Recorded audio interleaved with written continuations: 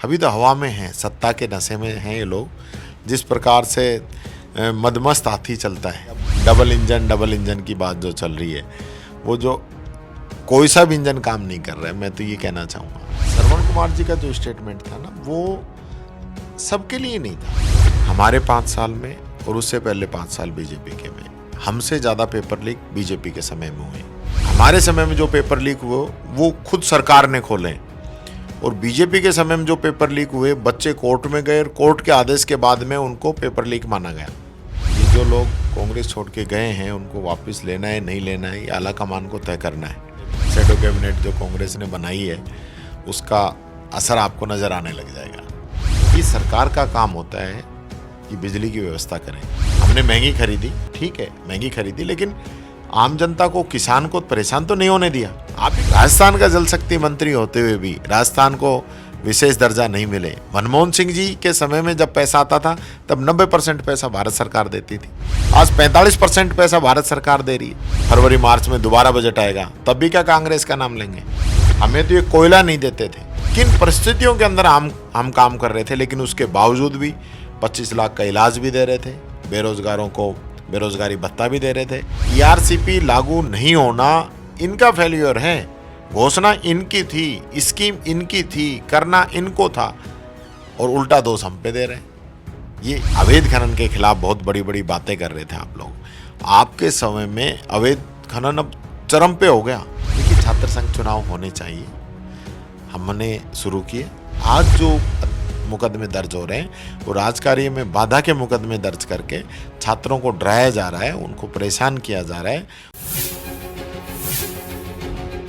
नमस्कार दर्शकों, मैं लीजा जुड़ी हूं आपके साथ और आप देखना शुरू कर चुके हैं पंजाब केसरी राजस्थान।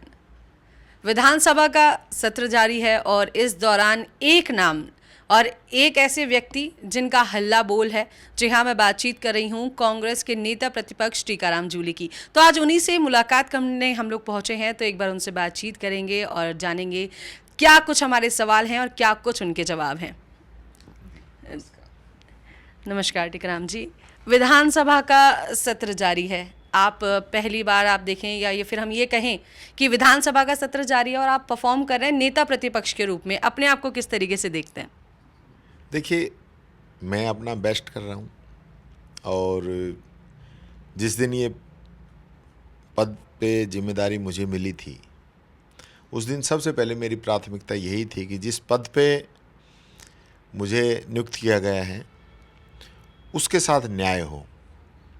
क्योंकि एक पद ऐसा है जो सत्ता से लगातार लड़ाई करने का है जी। उनको एक सही दिशा, सही डायरेक्शन देने का है, संविधान की रक्षा करने का है, और पब्लिक की आवाज़ को उठाने का है। और जहाँ तक मेरा प्रयास रहा है, मेरी तरफ से मैंने कोई कमी नहीं छोड़ी है। अब परफॉर्मेंस कैसी है ये तो मीडिया बताएगी, जनता बताएगी। जी। सत्र के दौरान कांग्रेस खुद को जो है सेल्फ गोल करती हुई नजर आ रही है, चाहे वो श्रवण कुमार का स्टेटमेंट हो या शांति धारीवाल का, क्या कुछ कहेंगे? देखिए, दोनों ही जो स्टेटमेंट थे, श्रवण कुमार जी का जो स्टेटमेंट था ना, वो सबके लिए नहीं था। उन्होंने पर्टिकुलर कुछ लोगों को नाम लेके इंगित करते हुए ये बात कही थी कि इस प्रकार के जो लोग हैं, जो उसमें पूरे समाज का ही मैं समझता हूँ एक मैसेज भी खराब होता है। कुछ लोग, मान लो कोई नेता बेईमानी करता है तो फिर उसकी वजह से और नेताओं पे भी एक आक्षेप लगता है, यार नेताओं ने ये कर दिया, या कोई एक अधिकारी भ्रष्ट होने से लगता है यार अधिकारी भ्रष्ट हो गए। इसी प्रकार से कोई इस प्रकार के जिनके बारे में कहा गया पर्टिकुलर, उन्हीं को लेके बात थी। लेकिन जहाँ तक मैं समझता हूँ, श्रवण कुमार जी तो साधु संतों का बहुत मान सम्मान रखते हैं और उन्होंने ये बात कही भी। जहाँ तक धारीवाल जी की जो बात है, वो जिस वे में कही गई, वो क्योंकि आसन पे भी कोटा से आने वाले सदस्य थे, रापस का उनका था, लेकिन इन चीज़ों की विधानसभा में कोई, मैं समझता हूँ कहीं भी 1% भी ऐसी चीज़ों की यहाँ कोई रखने का कोई मतलब ही नहीं है। उनको एक्सेप्टेंस दी नहीं जानी चाहिए। और उनकी गलती थी, उन्होंने गलती मानी। मैंने खुद भी एश्योर किया कि इस प्रकार की घटनाएं भविष्य में नहीं हो, और पूरा सदन इसको लेके नाराज़ था। और ये चीज़ें होनी नहीं चाहिए, भविष्य में इस प्रकार की बातें नहीं होनी चाहिए।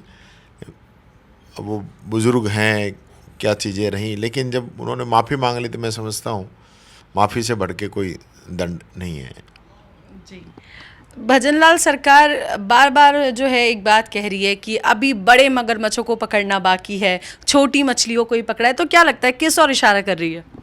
देखिए, अब इशारे जो भी हों, मैंने कहा ये बात को कि भाई अपन छोटी छोटी मछलियों को पकड़ रहे हैं। देखिए, आज पेपर लीक का जो नेटवर्क है वो पूरे देश में फैल चुका है। हम राजस्थान का नाम लें या दिल्ली का नाम लें, हरियाणा का नाम लें, वो मैं समझता हूँ कोई राज्य इससे नहीं बचा हुआ है, सेंटर नहीं बचा हुआ है। अलग अलग भर्तियाँ, सेना की भर्तियों के अंदर ऐसे फर्जीवाड़े पकड़े गए हैं, कोर्ट की भर्तियों के अंदर ऐसे फर्जीवाड़े पकड़े गए हैं। तो मेरे कहने का तात्पर्य ये है कि जो इस प्रकार का सरगना जो है, जो इसको बड़े तरीके से पूरा चला रहा है, और जिसके लिए हमारी सरकार ने बहुत मजबूत कानून बनाया, पूरे देश में सबसे मजबूत कानून राजस्थान ने बनाया है। हमारे 10% जो ताकतवर कानून भारत सरकार ने बनाया है, और भारत सरकार कानून बना रही है, इसका मतलब पूरे भारत की ये समस्या है। तो उस पर रोक लगनी चाहिए, क्योंकि हमारे जो युवा साथी हैं मेहनत करते हैं, उनके माँ बाप जो है क्या कमाते हैं, नहीं कमाते हैं, खुद खाना कम खाते हैं, कपड़े कम पहनते हैं, मकान नहीं बनाते हैं, वो चाहते हैं कि मेरा बच्चा अच्छा पढ़ लिख करके कहीं लग जाए। और फिर जब पता चलता है कि पेपर लीक हो गया, या उसका फ़ायदा उठा के जो क्रीम है, जो मैं समझता हूँ इंटेलिजेंट बच्चे हैं, वो रह जाते हैं, टॉपर रह जाता है, और जो फर्जीवाड़ा करके जिनके अंदर क्वालिफ़िकेशन नहीं है वो सीट पे बैठ जाता है। तो दोहरा नुकसान है। एक तो जिस प्रकार का कैलिबर बच्चे के अंदर होना चाहिए वो कैलिबर तो आया नहीं, वो तो घर बैठ गया। और भ्रष्टाचार से जो आया है वो पहले भ्रष्टाचार का जो पैसा है उसको कमाने की कोशिश करेगा, उसको उतनी नॉलेज नहीं रहेगी। तो लायक और नालायक वाला ही अंतर है। तो वो चीज़ें जो है मैं समझता हूँ बहुत ज़रूरी है कि जो लायक बच्चे हैं उनको मौका मिलना चाहिए। लेकिन बीजेपी सरकार तो लगातार आरोप लगा रही है कि कांग्रेस राज में ही सबसे ज़्यादा पेपर लीक हुए हैं, और कई ऐसे नाम हैं जिनके ऊपर बाकायदा इशारा भी करती हुई नजर आती है बीजेपी सरकार कि उनका इन्वॉल्वमेंट है। देखिए, मैं ये कहना चाहूँगा, सीधी बात कहना चाहूँगा, हमारे 5 साल में और उससे पहले 5 साल बीजेपी के में हमसे ज़्यादा पेपर लीक बीजेपी के समय में हुए। सबसे पहली बात ऑन रिकॉर्ड है, विधानसभा का सत्र शुरू हुआ था, पहला क्वेश्चन लगा था हनुमान बेनीवाल जी का, जिसके अंदर खुद सरकार ने जवाब दिया है। 1 नंबर बात। 2 नंबर बात यह है कि हमने कानून मजबूत बनाया सबसे। तीसरा नंबर बात यह है कि इन लोगों ने जितने लोगों को पकड़ा है उससे कहीं ज़्यादा लोगों को हमने पकड़ा था। चौथे नंबर की बात, हमारे समय में जो पेपर लीक हुए वो खुद सरकार ने खोले, और बीजेपी के समय में जो पेपर लीक हुए बच्चे कोर्ट में गए और कोर्ट के आदेश के बाद में उनको पेपर लीक माना गया। इतना अंतर है। और सबसे महत्वपूर्ण बात, जब 8 महीने हो गए हैं तो 8 महीने में इशारा क्या है? अगर आप करना चाहते तो करिए ना, अब किस चीज़ का इंतजार है आपको? आप ये इशारे करना, पार्टी की को कमज़ोर करने के लिए एक इस प्रकार का माहौल आप फैला रहे हो, बयान इस प्रकार के दे रहे हो। जब आप लोगों के पास कुछ है तो आप करिए जांच। हम तो पहले दिन कहा है कि जो भी दोषी है उसके खिलाफ कार्रवाई होनी चाहिए। खिलाड़ी लाल बैरवा पहले कांग्रेस में थे, फिर बीजेपी का कमल थाम लिया, अब क्या लगता है वापस कांग्रेस में शामिल होंगे? देखिए, अब ये जो लोग कांग्रेस छोड़ के गए हैं उनको वापस लेना है नहीं लेना है, ये आला कमान को तय करना है, और तभी कोई निर्णय हो पाएगा। शैडो कैबिनेट की आप लोग बात कर रहे थे, कांग्रेस सरकार बात कर रही थी शैडो कैबिनेट बनाने की, उसका क्या हुआ? शैडो कैबिनेट हमने बना ली है, और जहाँ तक इसको ओपन करने का है वो हमने उस तरीके से नहीं रखा है। हमने जिनको जिम्मेदारी देनी थी वो जिम्मेदारी हमने दे दी है, और अभी आप धीरे धीरे आपको खुद ही नज़र आने लग जाएगा कि शैडो कैबिनेट जो कांग्रेस ने बनाई है उसका असर आपको नज़र आने लग जाएगा।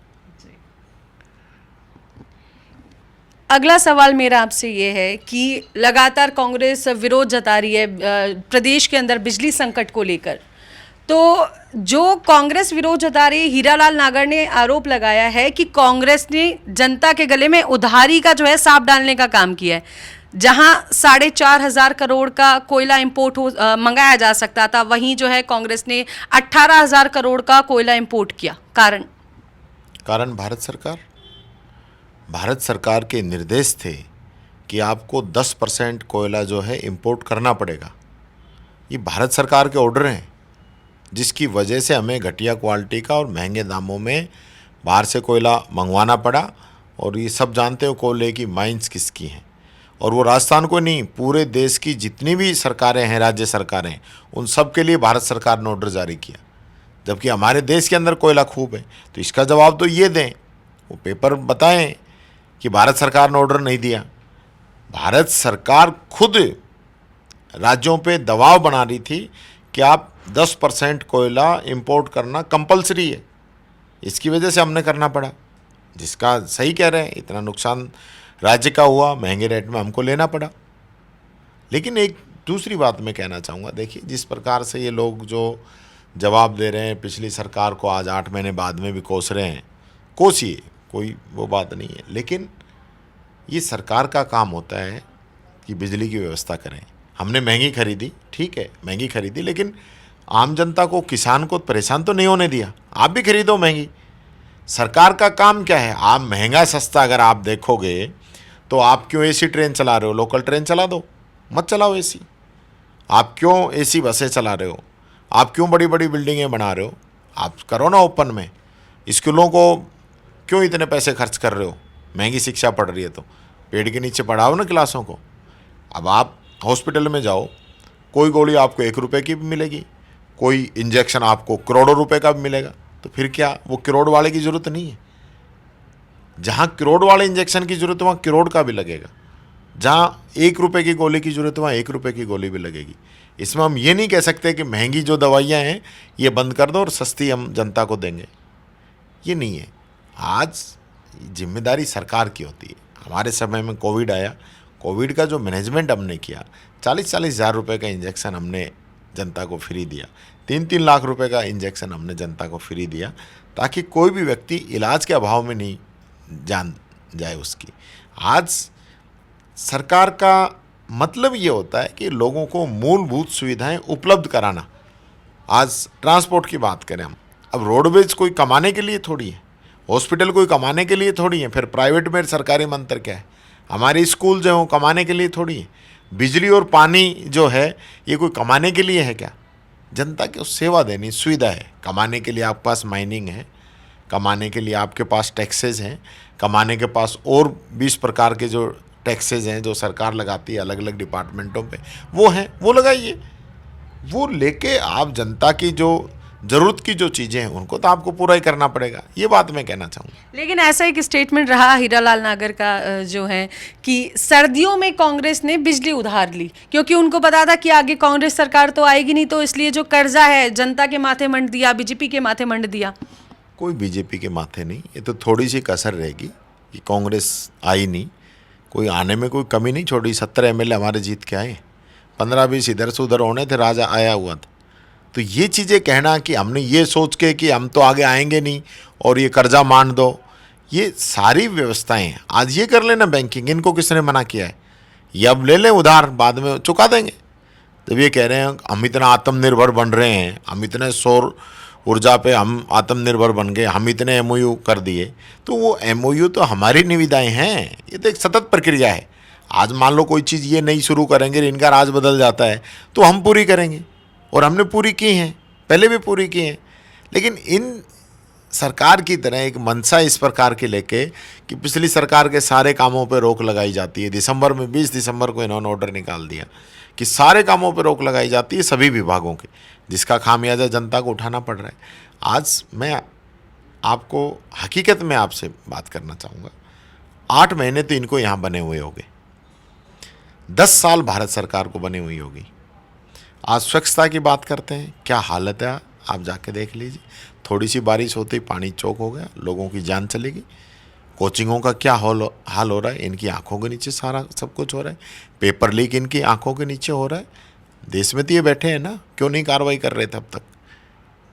ये बिजली आप 2 महीने से दे नहीं पा रहे, पानी आप दे नहीं पा रहे, ERCP आप लागू नहीं कर पा रहे, यमुना का पानी आप लेके नहीं आ पा रहे, और कांग्रेस पे दोष। 25 के 25 सांसद 2-2 बार जीत के गए हैं, अब की बार भी 14 सांसद जीत के गए हैं।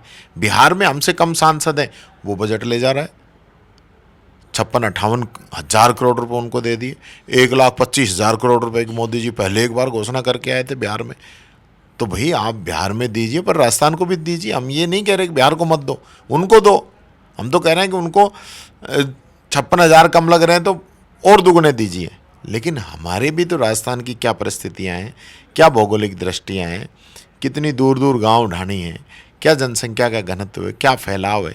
जल जीवन मिशन की बार बार घोटालों की बात करते हैं, आप जांच करो ना, आप लेकर आइए ना सामने सारी चीज़ों को, कौन मना कर रहा है? लेकिन राजस्थान का जल शक्ति मंत्री होते हुए भी राजस्थान को विशेष दर्जा नहीं मिले। मनमोहन सिंह जी के समय में जब पैसा आता था तब 90% पैसा भारत सरकार देती थी, 10% राजस्थान सरकार देती थी। आज 45% पैसा भारत सरकार दे रही है। उल्टा हमें तो नुकसान हो गया, उल्टा नुकसान हो गया। ये हालत रही है। आपने बात की जो है राजस्थान में जल भराव जैसी स्थितियां उत्पन्न हो रही हैं, और अभी जयपुर में जो है 3 लोगों की मौत की खबर सामने आई थी, बेसमेंट में पानी भरा था। देखा जाए तो किरोड़ीलाल मीणा जो हैं आपदा प्रबंधन राहत से अगर उनसे जुड़े रहे हैं हमेशा से, अभी उन्होंने इस्तीफा दिया, किरोड़ीलाल मीणा का इस्तीफा स्वीकार नहीं हुआ, लेकिन उसको लेकर क्या कहेंगे? देखिए, मैं तो ये कहना चाहूँगा, जो भी स्थिति है वो क्लियर करनी चाहिए। आपको इस्तीफा मंजूर करना है मंजूर करिए, मंजूर नहीं करना है तो मंजूर नहीं करिए। एक पेंडिंग स्थिति तो नहीं रखें। कृषि जैसा महत्वपूर्ण विभाग उनके पास है, और इस देश की पूरी अर्थव्यवस्था किसानों के ऊपर टिकी हुई है, उस पर निर्णय नहीं हो पा रहे। उनके जो बजट है उस पर किसने कृषि के ऊपर चर्चा की है वो आप लोग नहीं बता पा रहे हैं, और आप ये नहीं तय कर पा रहे हैं किरोड़ी जी को हमें रखना है कि नहीं रखना है, या उनका जिस बात पे विरोध है उस चीज़ को ये लोग मानते हैं कि नहीं मानते। उस चीज़ से इनको कोई मतलब नहीं है। मैं फिर एक बात वापस पुरानी बात पे आना चाहूँगा। बिजली की जैसी ये बात कर रहे हैं, बिजली अब सर्दियों में जो बिजली है, जो किसान को जो इस समय रबी की फसल आएगी, गेहूं सरसों, इस समय बिजली की ज़्यादा डिमांड होती है, उसकी तैयारी अभी से करनी होती है। गर्मी की बिजली की तैयारी जनवरी फरवरी में करने की होती है, लेकिन नहीं की। पानी जो भर गया, इसकी तैयारी आपको बरसात से 2 महीने पहले करनी होती है। सारे नाले नालियाँ सब साफ सफाई सब चीज़ होती है, वो आपको करनी थी, आपने नहीं की, आपका फेलियर है। लेकिन वो तो आरोप लगा रहे हैं बीजेपी सरकार के लोग तो, कि जो नेता हैं, कि कांग्रेस सरकार की कहीं ना कहीं गलतियां रहीं, उन्होंने इस और ध्यान नहीं दिया। हमारे समय में पानी भरा क्या? हमारे समय में बिजली की दिक्कत आई क्या? हमारे समय में और कोई दिक्कत आई क्या? ये चीज़ें आप दूसरे पे कब तक डालोगे? ठीक, अभी तो 8 महीने से तो ये डाल रहे हैं, लेकिन अभी 4 महीने बाद जब फरवरी मार्च में दोबारा बजट आएगा, तब भी क्या कांग्रेस का नाम लेंगे? तब भी ये कांग्रेस का नाम लेंगे क्या? कब तक कांग्रेस को? आज जनता ने मौका दे दिया। बिजली मंत्री का ये बयान होना चाहिए था कि ये कमियां रही पिछले राज की, जिनकी वजह से हमें दिक्कत आ रही है। लेकिन आज हम ये तय कर रहे हैं, आने वाले 5 दिन के अंदर, 7 दिन के अंदर बिजली की समस्या से छुटकारा दिला देंगे। आज तो ट्रिपल इंजन की सरकार है। छत्तीसगढ़ कोयला, ये कह रहे हैं कि हमें पहले से ज़्यादा कोयला मिल रहा है। हमें तो ये कोयला नहीं देते थे, हमें मालगाड़ी ये लोग नहीं देते थे, हमें विदेश से कोयला खरीदने के लिए मजबूर करते थे। भारत सरकार ने हमारा जो GST का पैसा मिलना होता था वो नहीं दिया। किन परिस्थितियों के अंदर हम काम कर रहे थे, लेकिन उसके बावजूद भी 25 लाख का इलाज भी दे रहे थे, बेरोज़गारों को बेरोज़गारी भत्ता भी दे रहे थे, लोगों को पेंशन भी दे रहे थे, इंग्लिश मीडियम एजुकेशन भी दे रहे थे, बच्चों को विदेश में भी पढ़ा रहे थे, सड़कें भी बन रही थी, कॉलेज भी खुल रहे थे, ज़िले भी बन रहे थे, गरीबों को किट भी बट रहे थे, महिलाओं को मोबाइल भी बट रहे थे। ये सारी चीज़ें हो रही थी, और इनसे कम कर्जा हमारे ऊपर था, और आज ये हमसे ज़्यादा कर्जा ले रहे हैं। कोई लेना देना है नहीं धरातल पे, तो काम तो बताएं।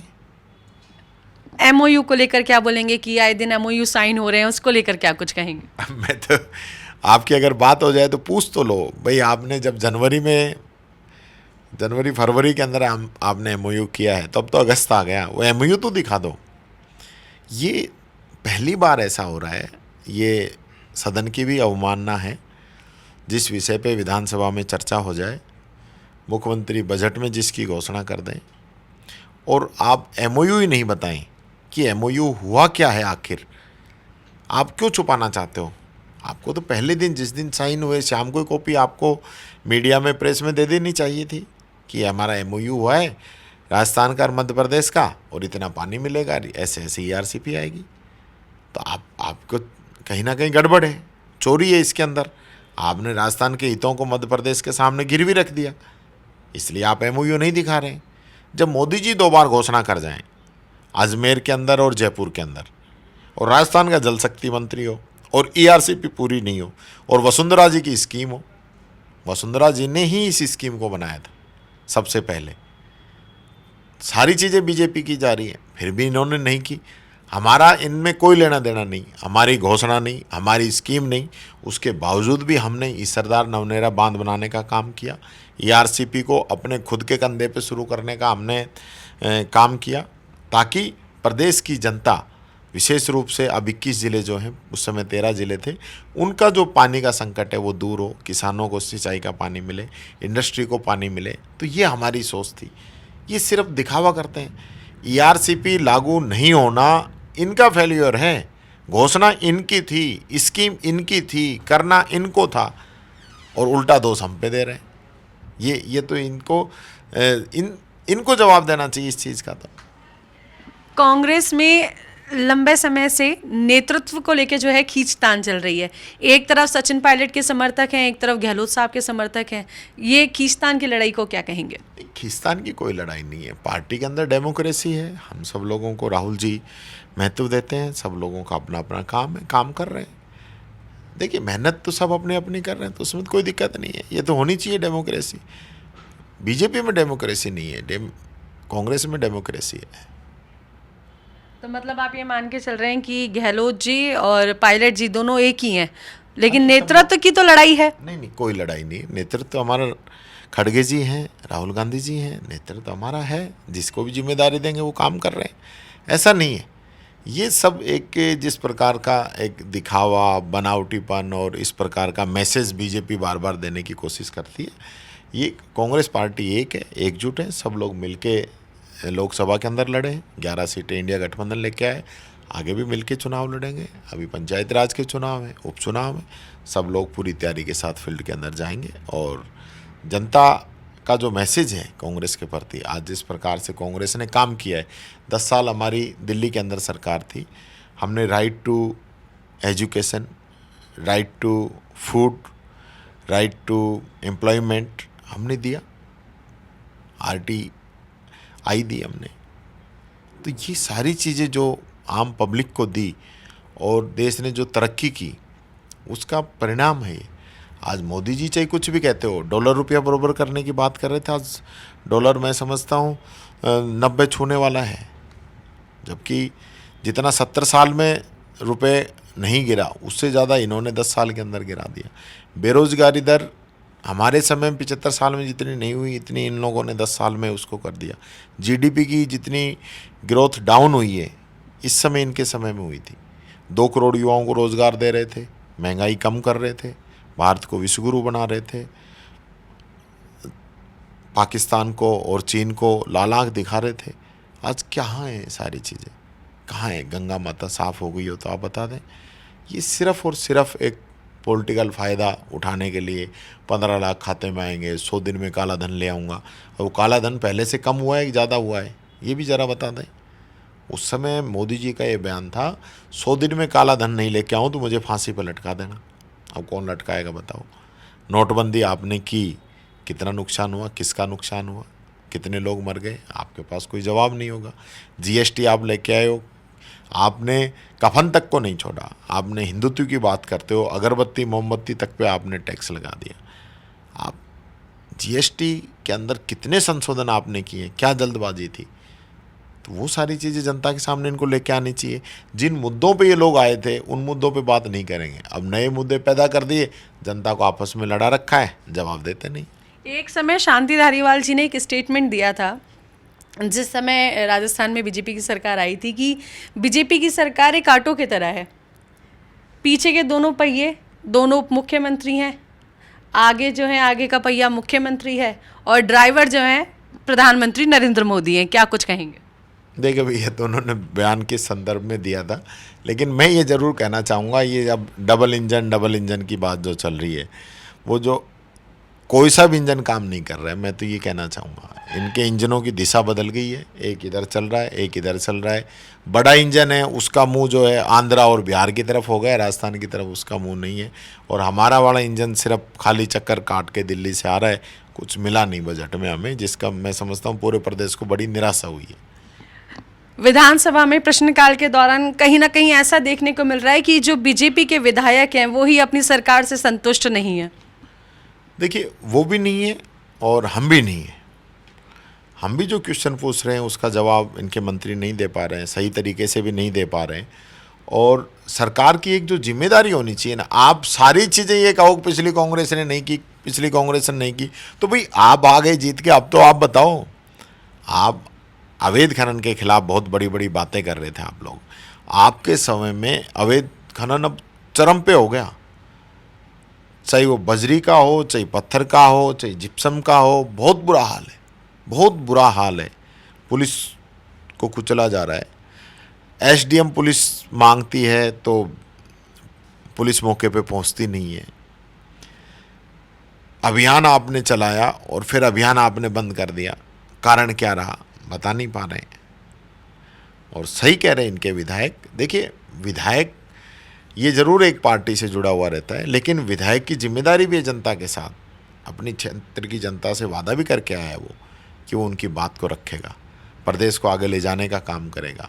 हर चीज़ के अंदर पार्टी की बात नहीं होती। काफ़ी विधायकों ने लगाए हैं खाद्य सुरक्षा के कार्ड खोलने चाहिए, नहीं खोल रहे हैं। 10 साल से मोदी जी ने बैन लगा रखा है, एक शब्द नहीं है इनके पास बोल दें तो। कानून व्यवस्था जिस प्रकार से चरमराई हुई है, अभी उदयपुर में आपने देखा होगा किस प्रकार से दलित को तलवार से काट दिया गया। यहाँ आपने देखा होगा झुंझुनू के अंदर किस प्रकार से एक दलित व्यक्ति को शराब के ठेकेदारों ने सिर्फ वहाँ से शराब नहीं खरीदने की वजह से पीट पीट के मार दिया। ऐसी 10 घटनाएं हुई राजस्थान के अंदर जिसमें पीट पीट के बेरहमी से हत्या की है। वैसे तो चोरी, डकैती, लूट, मर्डर ये तो अलग है, महिलाओं पर अत्याचार पहले से ज़्यादा बढ़े हैं।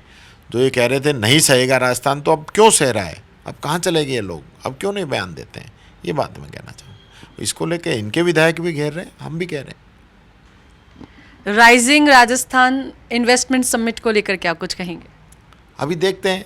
अभी तो ये लोग कह रहे हैं कि हम आपसे अच्छी समिट करेंगे, लेकिन मैं ये कहना चाहूँगा कोविड होने के बाद और हमने जो समिट किया था उसके अंदर जितने एमओयू हुए वो धरातल पे आए। और पहली बार ऐसा था कि एमओयू भी हो रहे थे और हाथ के हाथ एलओआई भी जारी हो रही थी। काम भी पहले सिर्फ इन्वेस्टर आते थे और वादे करके चले जाते थे कि इतना इन्वेस्ट लेके आएंगे, लेकिन हमने समिट जो हुई उसमें हाथ की हाथ ही एमओयू हुए और काम भी शुरू हुए। भजनलाल सरकार के काम को किस तरीके से देखते हैं? अभी तो हवा में हैं, सत्ता के नशे में हैं ये लोग।